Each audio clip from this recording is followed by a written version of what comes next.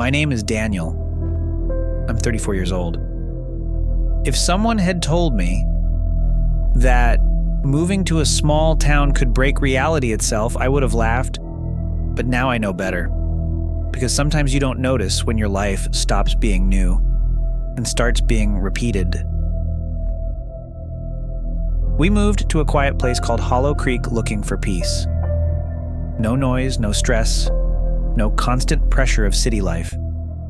Just something simple, something stable.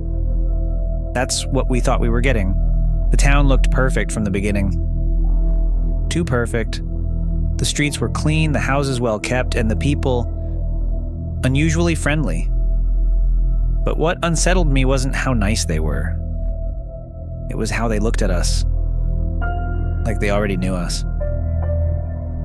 A woman outside a small cafe smiled and said, "Welcome back." I stopped walking.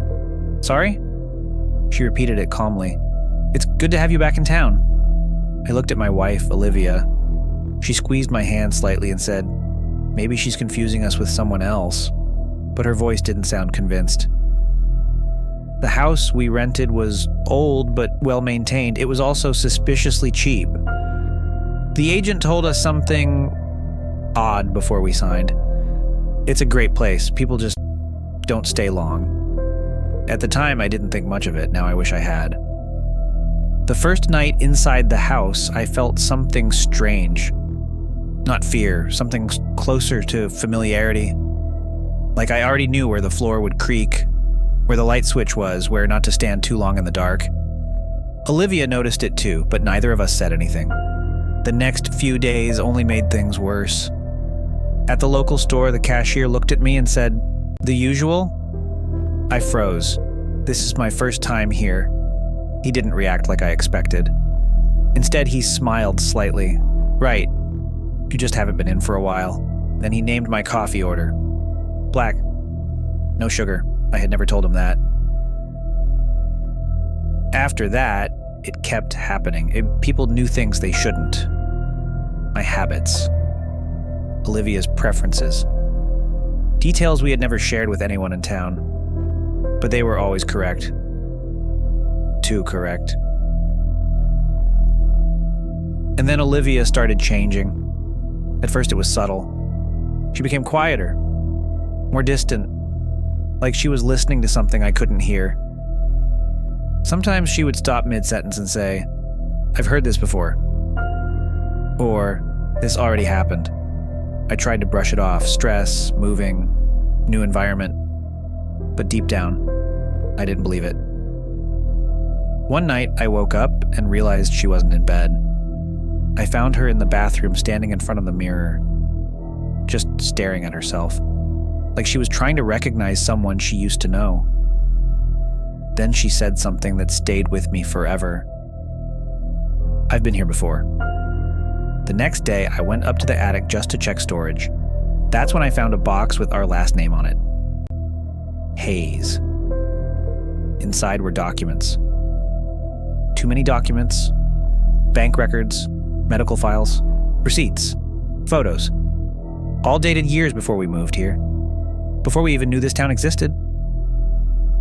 And then I saw photographs of us, Olivia and me, but slightly older, different versions of ourselves, living in the same house, standing in the same places, smiling like we belonged here, dated years earlier. In one folder, I found a letter written in my own handwriting. But I didn't remember writing it. It said, "If you're reading this, you're back here again, and you still don't remember trying to leave." I read it again and again, hoping it would stop making sense. It didn't. It only made more sense each time. That evening, Olivia finally told me something she had been holding back. She said she was starting to remember fragments. Not full memories. Pieces, rooms, conversations. Feelings of déjà vu so strong they felt like memories instead of sensations. "We've tried to leave before," she said quietly. I looked at her. "And?" She paused, and they brought us back. The next morning, I went to the town archive. When I asked for records, The clerk looked at me for a long time before saying, "You already requested these." "That's impossible. I've never been here before." He turned the screen toward me. My name was there. Dated 2 years ago. That was the moment reality started to collapse. I found bank accounts under my name, tax records, utility bills, all tied to this town, all suggesting we had been living here for years, but we hadn't. At least, I didn't think we had. Then Olivia disappeared for a full day. When she returned, she looked shaken. "I went to the hospital," she said. "There's no record of your visit," I replied. She showed me a receipt, dated last year. That's when we found the archive file labeled Cycle. It described something that didn't make sense at first: residents living normal lives, slowly beginning to remember past versions of themselves. And then, a system response. Reset, stabilization, return. I found a photograph that changed everything. It was us. Older, slightly different. Under it was a label, Cycle 2, exit attempt failed. That was when I realized this wasn't the first time. Maybe not even the second. We tried to leave the town, but every road led back. No matter which direction I drove, no matter how many turns I took. We always ended up in the same place, in front of the same house. One evening, Olivia looked at me and said, "I remember how this ends." I asked her what she meant. She stared at me for a long moment. "You try to leave again," she said, "and you don't make it out." I stepped outside. The town looked the same as always. Quiet. Perfect. Unchanging. And as I walked down the street, a neighbor passed me and smiled. "Welcome back, Daniel." And for the first time, I wasn't sure if I was hearing it for the first time or the 100th. Because sometimes you don't move to a new town.